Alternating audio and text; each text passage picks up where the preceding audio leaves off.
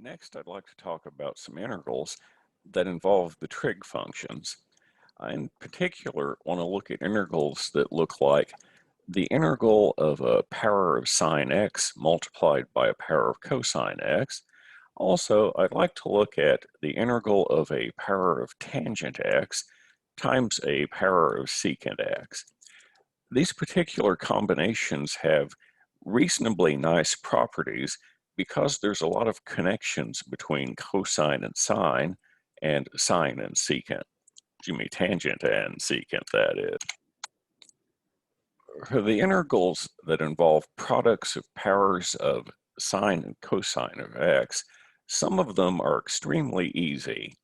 One that is like that is one in which one of the two powers, either on the sine or on the cosine, is an odd positive whole number.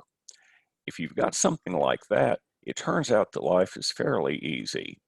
What you do is you look at the trig function that has the odd positive whole power, and you separate off one factor of that trig function.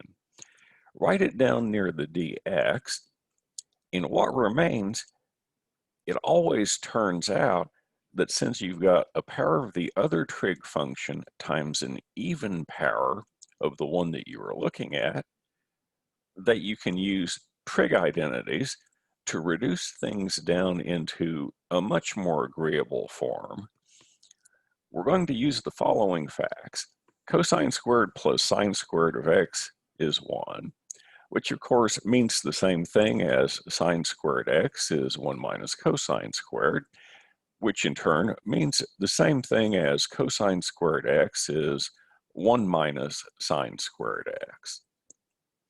Also, we know already that the derivative of sine is cosine, and the derivative of cosine is the negative of sine, negative 1 times sine x.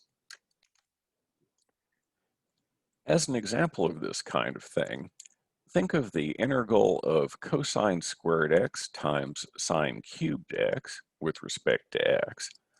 In view of what we just said a moment ago, the moment that I see that odd positive power on the sine x, I know what to do.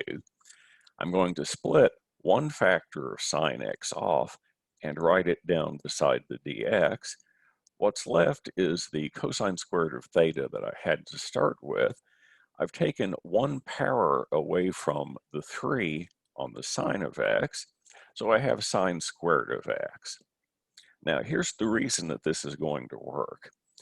Cosine squared of x has a very nice relationship with sine x.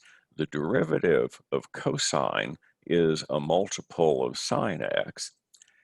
This, because the power on it is even now, I can use my trig identity to express this sine squared of x in terms of cosine x.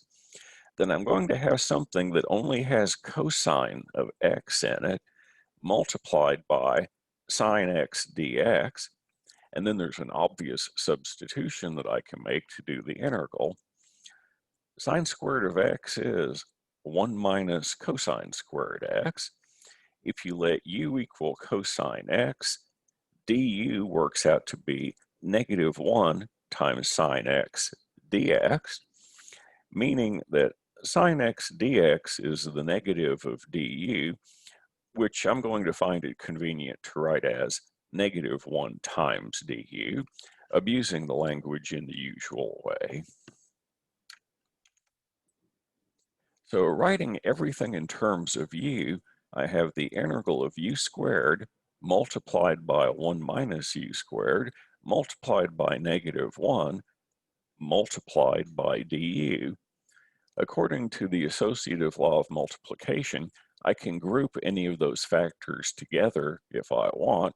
So I'm going to group the 1 minus u squared and the negative 1 together. Negative 1 times a difference is the negative of that difference. The negative of, for instance, a minus b is b minus a. My integral becomes the integral of u squared multiplied by u squared minus 1 du. That is the integral of u to the fourth power minus u squared du. And now you see this integral is easy to do. 1/5 u to the fifth minus 1/3 u to the third plus a constant. And then put back in what the u was equal to, and you have your antiderivative. This section is all about spotting patterns. I look at this integral, I see that I have sine of x running around in it. I see I've got cosine x, and I see that the cosine is raised to an odd positive whole power, which tells me what to do. Radical sine x is the same thing as the 1/2 power of sine x. After I've split off one of my cosines, I've got two of them remaining, I've got to do the integral of sine x raised to the 1/2 power times cosine squared x times cosine x dx. I'm going to play the same game as before. This is in terms of sine x, obviously. This isn't. If I could express this in terms of sine x, I would have an integral of stuff that only depends on sine x multiplied by cosine x dx, which again suggests an obvious substitution. So express cosine squared x as 1 minus sine squared. I'm going to let u equal sine x. Du dx is cosine x. Du is cosine x dx, which I'm happy to see because the way I've written my integral, I have cosine x dx down at the end. Let u equal sine x, figure du.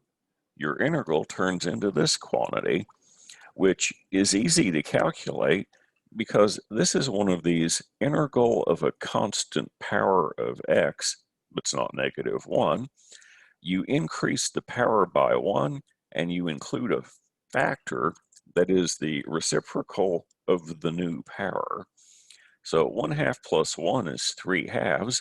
1 over 3/2 is 2/3. 5/2 plus 1 is 7/2. 1 over 5/2 plus 1, 1 over 7/2 is 2/7. And then you write in what the u was, and you have your antiderivative. So out of all the categories we're going to look at in this section, sine, cosine, powers of them multiplied together, and one of the powers is an odd positive whole number, that's very nice. That's the nicest case out of the bunch. Another one of this type, look at the integral of cosine cubed of x dx. I see the 3 and I know what to do. Split the cosine of x off and write it down beside the dx. Cosine squared of x is 1 minus sine squared x. Let u equal sine x. Obviously, du is going to end up being cosine x dx. This turns it into the integral of 1 minus u squared with respect to u, which is easy to do.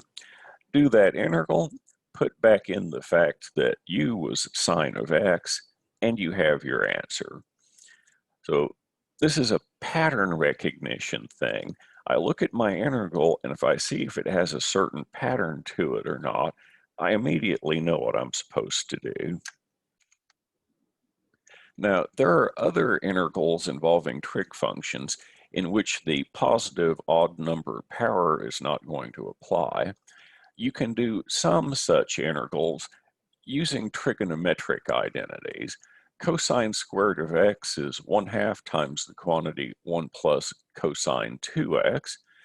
Sine squared is 1/2 times 1 minus cosine of 2x. And also sine of 2x is twice sine of x times cosine x. These are facts that you learn in trigonometry in your pre-calculus class. We're not going to prove that these facts are true, we're just going to use them. So I want to look at the integral of sine squared x times cosine squared of x dx. I look at it and I see if I have any odd whole number powers, but unfortunately in this case I don't. I'm going to reduce the sine squared of x and cosine squared of x down to first powers of trig functions by using our trig identities. Sine squared is 1/2 times 1 minus cosine 2x. Cosine squared is 1/2 times 1 plus cosine 2x. Both of those factors have a factor of 1/2 in them. So if I pull both of those out front, there'll be a factor of 1/4 left. Also, I have 1 minus something multiplied by 1 plus something. We know from algebra that that's 1 squared minus the something squared. So the integral that I now have to work with is 1/4 integral 1 minus cosine squared of 2x dx. Now it's still got trig functions in it. It's still got the square of a trig function in it, but there's only one of them now instead of two. So if you write out what we're going to have to do, it's going to be this integral. If I can figure out what the integral of cosine squared of 2x is, we'll be done. But see, we have this property that cosine squared of something is 1/2 times 1 plus cosine of twice the something. Cosine squared of 2x is 1/2 times 1 plus cosine of double 2x to get 4x. Once I've got it in this format, I'll pull the 1/2 out in front of this integral. An antiderivative of 1 is x. An antiderivative for cosine of 4x is very nearly sine of 4x. But if you take the derivative of that, it's too big by a factor of 4. The appropriate thing to write here is 1/4 sine of 4x. And then do a little bit of algebra, simplify, and you have the antiderivative you were after. As far as I'm concerned, leaving it like this is a perfectly good answer. You could, for instance, factor out a 1/2 if you thought it made it look nicer. Or you could have multiplied the 1/4 in to get 1/8 x plus 1/32 cosine 4x plus a constant. All three of those things mean the same thing. And as I said, as far as I'm concerned, this is a perfectly good answer. There's another category of integrals that involve sine and cosine that we can use some trig identities to do. So these are also things that you're supposed to learn in your pre-calculus class. If you take sine of alpha, multiply it by cosine of beta, where alpha and beta are numbers, it turns out that that's always equal to 1/2 times the quantity sine alpha minus beta plus sine alpha plus beta. You also have a formula for that when you're multiplying two sines together, and also when you multiply two cosines together. There is no formula listed for cosine times sine because that's the same kind of thing as sine times cosine. So for example, if I wanted to find an integral of sine of 3x times cosine 2x, this would be like one of my formulas. This would be sine of something times cosine of something. The alpha will be 3x and the beta will be 2x. So using my formula, sine 3x times cosine 2x is half of the quantity sine of 3x minus 2x plus sine of 3x plus 2x. The thing that I'm integrating is half of the quantity sine x plus sine 5x. Once you write that fact down, though, life is easy. Take the 1/2 out of the integral, And antiderivative for sine x is the negative of cosine x. Antiderivative for sine 5x is almost negative cosine 5x. But when doing the derivative, you see that it's a factor of 5 too big. So we'll balance that out by putting a factor of 1/5 in. My antiderivative is this. So if you have something that's just the integral of a sine or cosine of numbers times x plus cosine or sine times numbers times x, you can use those three trig identities to reduce it down into something that's very easy to do. The other type of common integrals you see involve, instead of sines and cosines, tangents and secants. If you take the original formula that we have in trigonometry, cosine squared x plus sine squared x equal 1, if you divide through by cosine squared, you find out that 1 plus tangent squared of x is the same thing as secant squared. If you divide through by sine squared, you find out that cotangent squared of x plus 1 is cosecant squared. These are the things that are analogous to our cosine squared plus sine squared equals 1 formula, except they relate the other trig functions instead of sine and cosine. Also, we need to keep in mind the relationship between the derivatives of the kind of things we're going to be looking at. For sine and cosine, it was relatively easy. The derivative of sine is cosine. The derivative of cosine is -1 times sine. In our current situation, though, things are going to be a little bit more difficult. The derivative of tangent is secant squared, and the derivative of the secant is secant times tangent. So it's not going to quite be as easy as it was in the sine cosine case, but on the other hand, it's not going to be tremendously more difficult either. In a way similar to what happens with sines and cosines, if you're trying to do one of these integrals and the power on the secant is even and positive, you're in business. What you do is you split off two factors of secant and write it down beside the dx. The reason that you're doing that is you have some tangent factors, you had an odd positive whole number of secant factors. When you split two of them off, you still have an even number of secant factors, and you should be able to use your trig identities to express that in terms of tangent.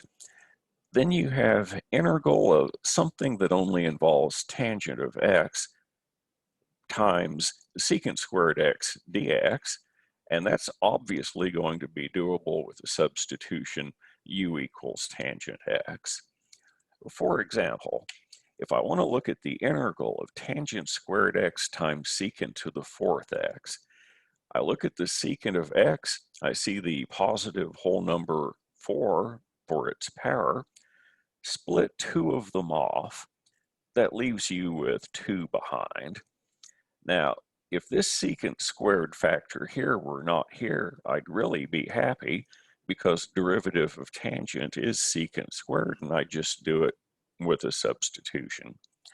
The secant squared term complicates things a little bit, but not very much. Two of our trig identities says tangent squared of x is secant squared of x minus 1, so you could think of expressing all the tangents in terms of secants, but also secant squared of x is tangent squared of x plus 1. And if you remember what I said my plan was going to be, I want all of this stuff to be in terms of tangents. So I don't want to express stuff in terms of more secants. It's this one that's going to be useful for me. So on the next page, I'm going to have the integral of tangent squared times something times secant squared x dx, and this something is secant squared of x I'm going to write it as tangent squared of x plus 1. And once you've done that, you say, I'll make a substitution. U equals tangent of x. Derivative of u is secant squared x. Du is secant squared of x dx, which is why I wanted to split two of these secant factors off. Everything else in the integral is written in terms of tangent of x, that is to say u. Tangent squared of x is u squared. Tangent squared of x plus 1 is u squared plus 1. Secant squared of x dx is du. Multiply the u squared through. This is now a problem where you have to integrate a polynomial, which is the easiest kind of thing you can think of. Integral of u to the fourth is u to the fifth over 5. Integral of u squared is u cubed over 3. And then you substitute back in the fact that u is another name for tangent of x, and you have your antiderivative. In a slightly more complicated situation, I have an odd power on the secant. I have an odd power on the tangent. The suggested procedure when you have an odd power on the tangent is to split off a factor of secant x times tangent x. The reason for that is as follows. What's left will have some secant factors in it. If I had an odd number of tangent factors and I split one of them off, that leaves me with 4 remaining. That's an even power. That's going to be some power of tangent squared, and tangent squared can be expressed in terms of secant, which will allow me to express everything as integral of stuff that only has secant x in it, multiplied by secant x tangent x, and then I should be able to do a substitution. Tangent to the fourth of x is the square of tangent squared of x. Tangent squared of x is secant squared of x minus 1. That's one of our trig identities. I'm going to let u equal secant of x. So this chunk is just going to be u to the 6th power. Here, I'm going to have u squared minus 1, and then I have to square that. The derivative of secant is secant tangent, so du is secant x tangent x dx, which is why I wanted to split it up this way in the first place. We have to calculate the integral of u to the 6th times u squared minus 1 squared with respect to u. This is a little bit more complicated than what went on with sines and cosines, but it's still just going to be a polynomial. I'm going to have to multiply this thing out and then multiply it by u to the 6th. I have to square the difference of two things.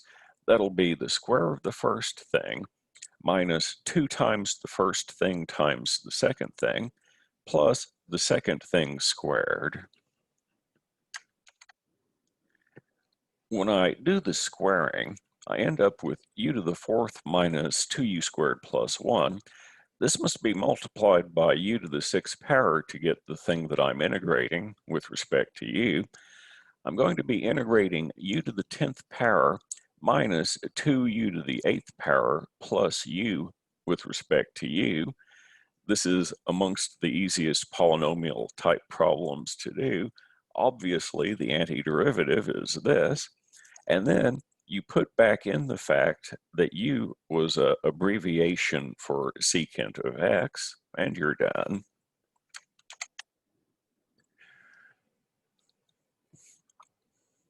In the case where there are no secant factors and the power on the tangent is odd and positive, the suggested procedure is to split off two factors of tangent x, but for a different reason. We're going to convert it into secants and in this way simplify the integral. So I'm going to take the integral of tangent cubed x dx. I'm going to split off two factors of tangent x. I'm going to rewrite tangent squared of x as secant squared x minus 1. And what I have to do then is the integral of tangent x multiplied by secant squared x minus the integral of tangent x with respect to x. Looking at the first one, it's obvious that we will do that with a u substitution. And looking at the second one, that's on our list of things we know from Calc 1. In case we have forgotten, I'll refresh your memory in a moment. But this integral should be easy to do, and this one, if you don't remember what it is from the list, it's not very difficult to do either. So I'm going to think of this as being made up of two parts. This has nothing to do with integration by parts, though. I'm going to have part 1 minus part 2. Part 1 is the integral tangent x secant squared x dx. We do this with a u substitution, u equals tangent x. Not to belabor the point, obviously du is secant squared x dx.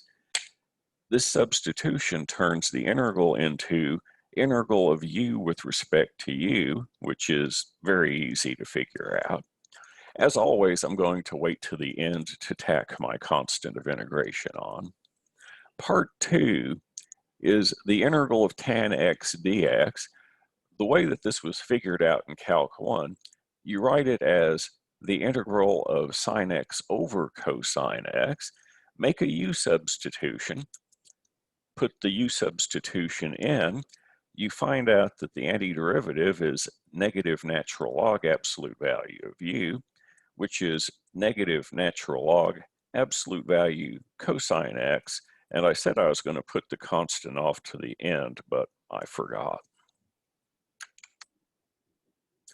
So after all is said and done, the integral of tangent cubed x dx is 1/2 tangent squared x plus the natural log absolute value cosine x plus a constant.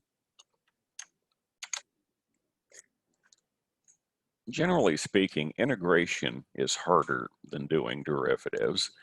There are patterns that will help us out. Sometimes they apply, sometimes they don't. The ones we've talked about today occur fairly frequently, so that it's worth knowing about them. In the next talk, we're going to talk about some integrals that we apparently don't know how to do, but if I make substitutions involving the trig functions, they'll sometimes turn into the kind of integrals that we've talked about here today, and then we can use the methods that we've talked about to actually evaluate them. I hope everyone's doing well. I'll talk to you again soon.